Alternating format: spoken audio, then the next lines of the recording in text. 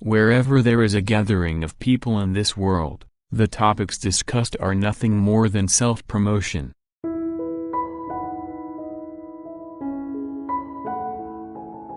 Belittling others, and chatting about all sorts of trivial matters. So why do I go out? I have a pure heart and know how to live for myself.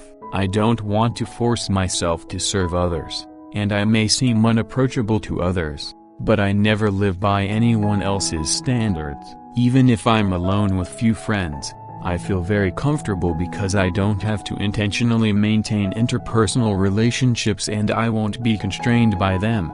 Those like me, with a pure heart, know how to please themselves and live the life they want according to their own ideas. I understand that your life is very busy, and what I say may not be easy to accept. It's especially hard to grasp if you only listen once. My advice is to watch until the end and listen repeatedly when you have free time or while doing housework. Save the playlist for your convenience. I assure you that within a few short months, your mindset will develop significantly to a new height. To all esteemed guests, the social interaction of the poor is slow suicide. A person who wants to live happily is better off being self-centered than insecure, more assertive than hesitant. Today, I want to say something bold. A person does not need any social relationships. The social connections of the poor are worth less than dog waste. From a young age, parents and teachers always taught us to unite, love, and build good relationships with friends and classmates. But the truth is, when you face this world alone, you will realize that you can only rely on your own strength or the cash in hand. Many fools cannot see this reality and place great importance on relationships, diving into social interactions every day, meeting colleagues for drinks one day, and being led astray by poor friends to play games the next day. It's not just foolish friends who are pragmatic. Poor parents are the same. When we first learned to speak, everyone told us that our parents love us unconditionally and that we must obey them. However, those who have faced setbacks in society understand that our parents are no different from others. They also choose the rich over the poor, respect the strong, and trample the weak. If they see that you are busy outside but not earning much, they may outwardly say otherwise, but their actions will always criticize you, forcing you to conform. This subconscious behavior essentially tells you that you are worthless. I may be harsh, but frank words are better than flattery. And as for those silly friends, there's even less to say. Even today, many people are still learning to ingratiate themselves, learning to communicate like dogs to please their bosses. I can't say that this approach is without effect, but the greatest principle in this world is that of fair exchange. Do you think that by dining with your boss a few times, singing some old songs from the 90s, and sharing a few words while drunk, you've become good brothers? How naive. No matter how good your relationship with your boss is, you are still someone they hire, an employee. This fact will never change. If they find someone cheaper and easier to manipulate to replace you, then firing you will be their wise choice. Thus, to survive in this pragmatic society, only money is real. Things like social relationships are trash. If your monthly salary is only a few million and you live very modestly, then stop traveling all the time and boasting about it with your foolish friends. Instead, use all your time after work to search for the high-paying job you desire. See what qualifications they require, strive to meet those conditions, and then switch jobs. If you have ideas, you can write or create videos online and become a content creator. After gathering many fans, you can consider starting your own business. In summary, take the initiative to take control of your own life. Try more, practice more. If you don't need to be employed, then don't. You must understand that the higher you rise, the less you need to please others, and you don't need others to please you. Those who constantly seek to take advantage of relationships, those who thrive on social interaction, are nothing but greedy, poor devils, and you must stay far away from them. What is act? In the face of true strength, it is less than dog waste. You say that if you don't engage in social interactions, How can you develop? I tell you that some people prefer to stay home all day and not want to go out, or they enjoy being alone. When they go out, they say it's because everything they love is at home, while most people and things they hate are outside. In this world, wherever there are crowds, the topics discussed are nothing but self-promotion, belittling others, and trivial gossip. So why should I go out? I have a pure heart and know how to live for myself. I don't want to force myself to serve others and may appear unapproachable to others, but I never live by anyone else's standards. Even if I'm alone with few friends, I feel very comfortable because I don't have to intentionally maintain interpersonal relationships, and I won't be constrained by them. Those like me, with a pure heart, know how to please themselves and live the life they want according to their own ideas.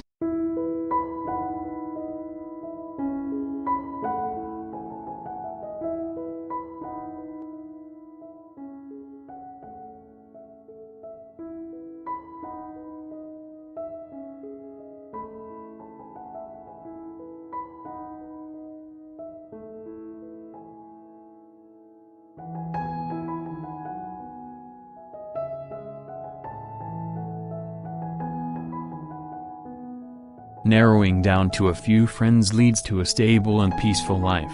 Regardless of how many people accompany you, no matter how many people you know in your life, in the end, you will still feel alone. So don't worry about having fewer friends over time, and don't feel sad or anxious about your weakening relationship with family. Working hard to improve yourself and taking good care of your family are the wisest decisions of an adult. Do you think so? Here are 12 characteristics of someone who enjoys being alone but is internally strong. I've shared before, and you can review it again. Characteristic number 1. They are introverted. Many people believe that introverts are at a disadvantage in a noisy world. Contrary to this common stereotype, their solitude holds immense power. Moments spent alone are ideal for connecting with themselves, maintaining focus, and allowing their creativity to flourish. Although extroverts tend to be favored in modern society, introverts don't feel abandoned when alone. Rather, they greatly enjoy the peace and quiet. These private moments help them recharge after social gatherings and regain balance in their lives. Characteristic number 2, they are independent, whether alone or with others. Those who enjoy privacy tend to complete tasks on their own and value personal experiences. Their high level of independence is also evident in how they integrate their own thoughts and decisions.